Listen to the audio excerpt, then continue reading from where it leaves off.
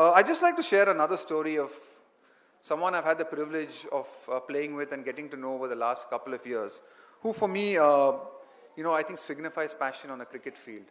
And no, I mean, a lot of times people come here and expect me to talk about, Tendulkar and Lakshman and Ganguly and Kumble's, and they're all great cricketers, and I've played with a lot of them, and they all, had some amazing qualities. But the story that I like to tell is about Pravin Tambe. I'm sure a lot of you have heard of him over the last couple of years at the IPL. And Pravin, was a budding sort of leg spinner as a 20-year-old.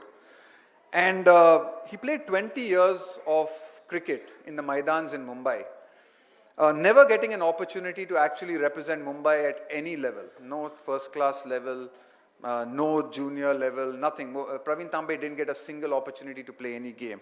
But he kept bowling, he kept playing in every single game, and that's really, really hard.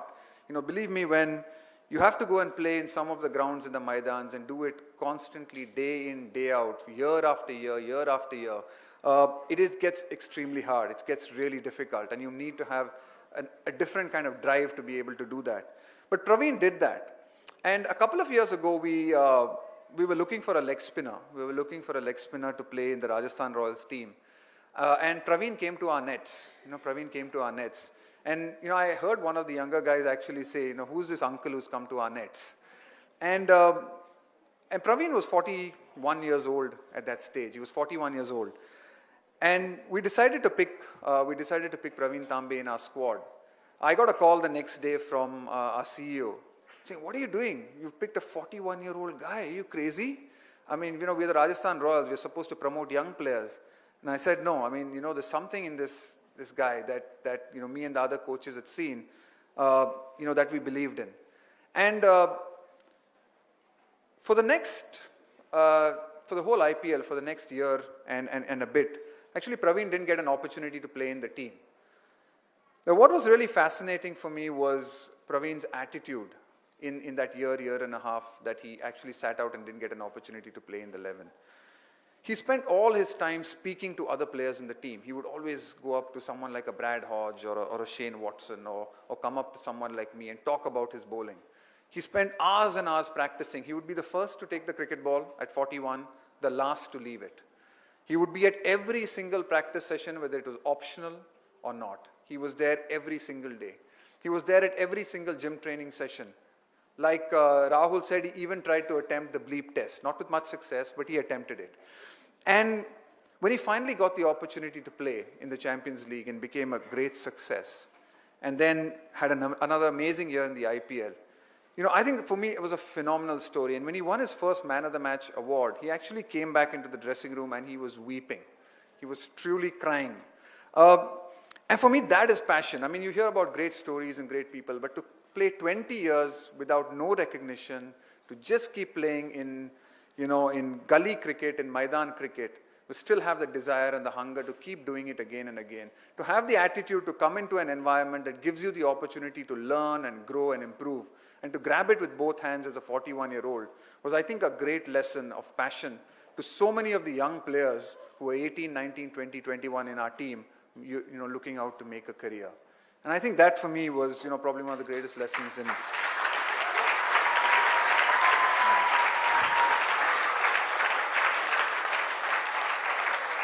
And I think that's,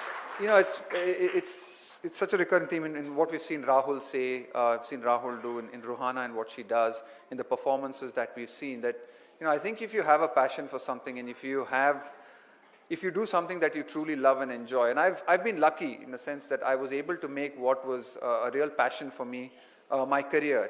It became my profession for so many years. And I think that is really important. If you can find out what your passion is and pursue it.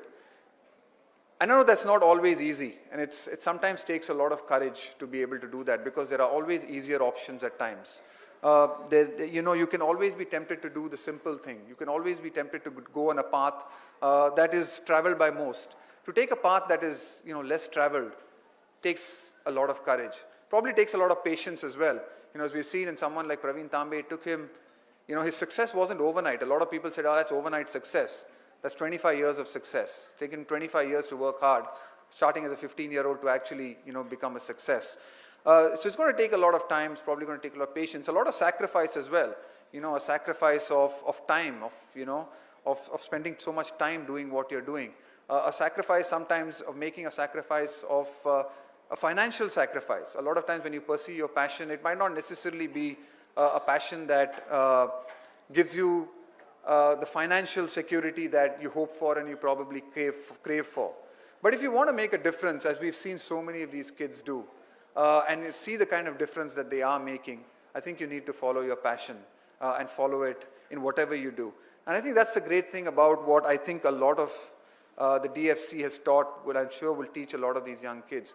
When they see what they have created and see what they've done, it's come through sheer passion of really enjoying what they do. And I hope that they will be able to pass on this message, as I'm sure their stories will, that if you really want to pursue something and you're really passionate about it, that's what you should look to pursue, because they'll never have to work another day in your life.